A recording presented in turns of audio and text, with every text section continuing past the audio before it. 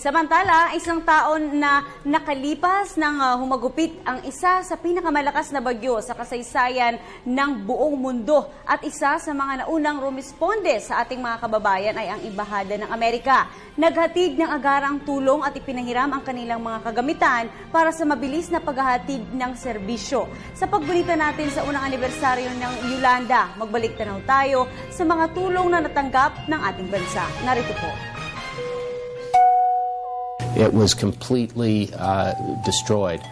Most of the city, Palo, Tacloban. In Tacloban, there was incredible destruction.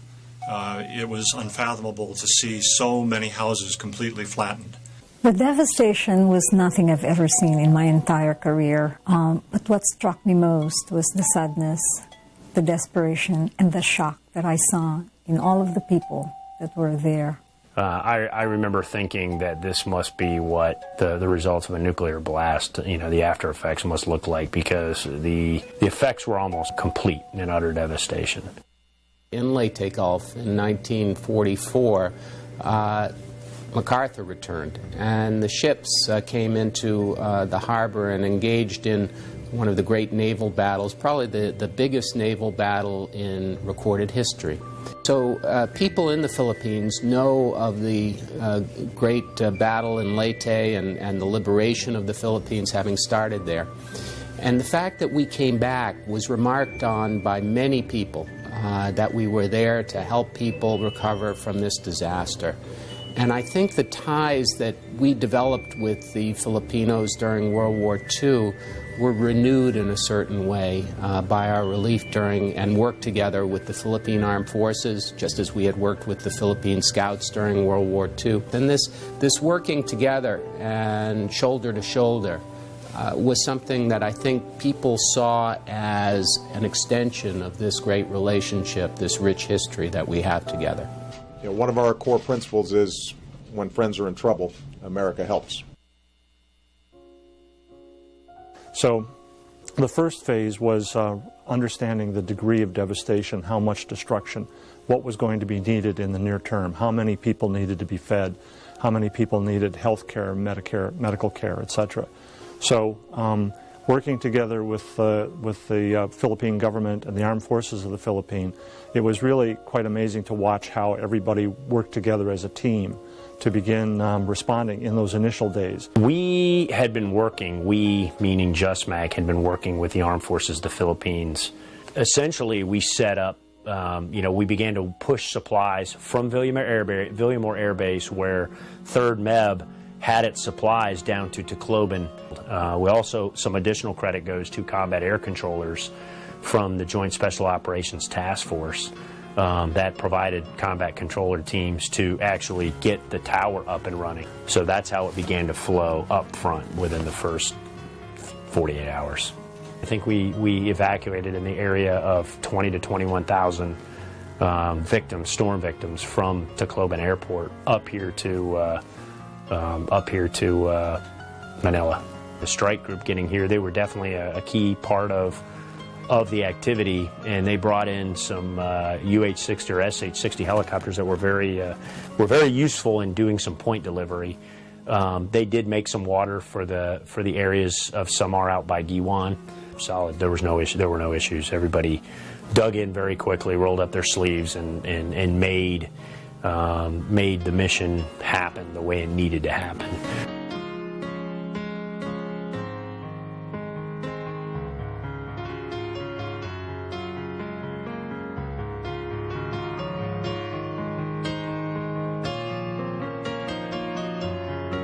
We worked well together, and this was a result of, I think, of years of exercising together with the Balikatan exercises, amphibious landing exercise, aka FIBLEX, and a host of other bilateral activities that United States forces from United States Pacific Command and the Armed Forces of the Philippines participate in together yearly.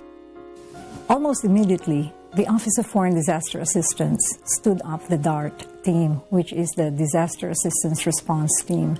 And they quickly brought in food, of course, shelter, hygiene kits, medical units, These were the most important things. We needed to be able to make sure that they had roofs over their heads, food to eat, and that we controlled whatever diseases might come out of this.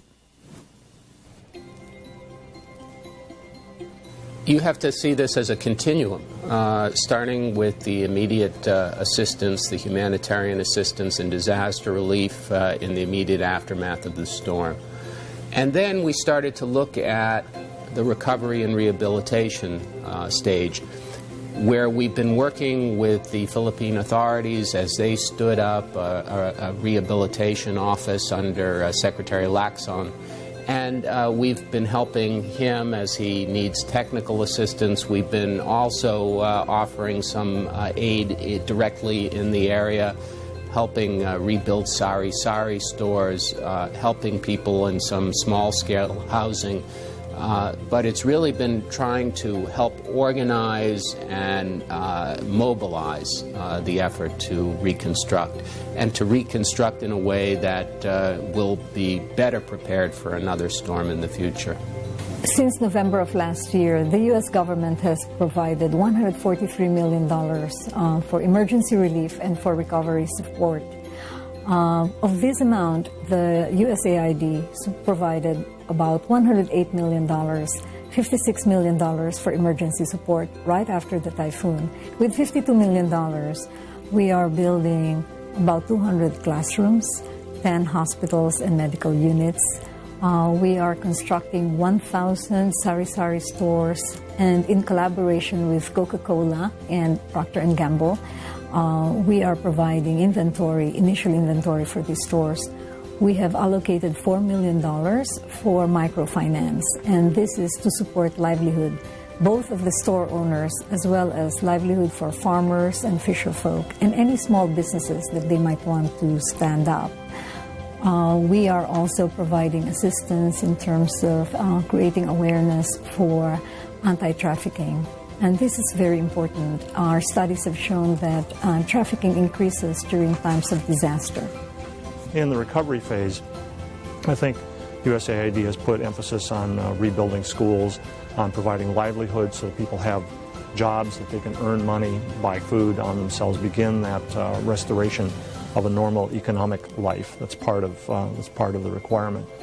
But that's also been looking at things like medical medication, medical provisions, hospitals and so forth, helping them to recover. Maraming salamat talaga sa Pagtulan Gambol, sa Coke, at lalong-lalo na sa USAID na siya talaga ang nagbigay sa amin at tumulong. Malaking pagpapasalamat namin sa USAID na iyang ang unang-unang nagbigay sa amin na halimbawa yung fish kits na yan. Yun ang USAID din, nagpasimina sa amin kung paano mag-alaga ng bangus at saka para pagpakain ng bangus para madaling ma-harvest. Papasalamat po ako sa USAID kasi direkta nila binigay sa akin ang kanilang tulong na katulad ito na store ni Sanit. I feel very positive about being able to help.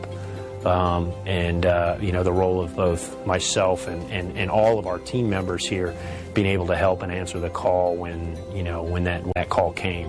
So I think looking back on things, I can say I am most proud of being able to help bringing help to so many people. The idea that the international community will always come to the aid of the Philippines if these kinds of situations happen again, and they will. I think that recovery is much in progress. Houses are being built, stores are being put up, buildings are being constructed. More importantly, the sadness that characterized the people in Tacloban, Leyte, and everywhere else where the typhoon hit are gone. People are smiling again, and this is very typical of Filipinos. Filipinos are known to be resilient and hopeful.